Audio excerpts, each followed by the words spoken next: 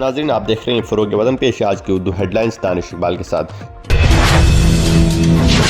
सरकारी ज़मीन को वापस बाजियाब करने की मुहिम पर फिलहाल रोक। कोई मकान मस्मार किया गया तो मस्मारी की तफसीलात सूबाई कमिश्नर मरतब करके चीफ सेक्रेटरी के दफ्तर को पेश की जाएगी। चीफ सेक्रेटरी के अफसरान को हिदायत।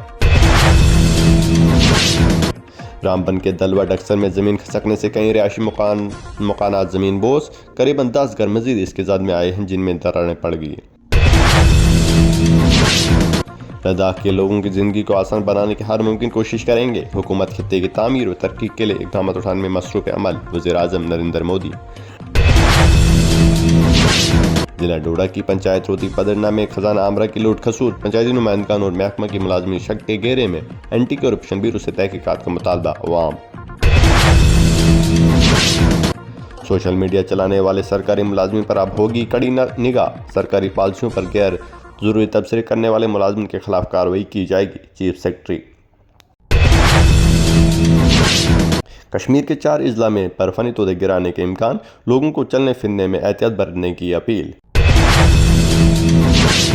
अब है पेश मौसम का हाल। मगरबी हवाएं जम्मू कश्मीर और लद्दाख में एक बार फिर असरअंदोज। आइंदा 24 घंटों तक हल्की सी दरमियान दर्जे की बारिश और बर्फबारी की पेशगोई।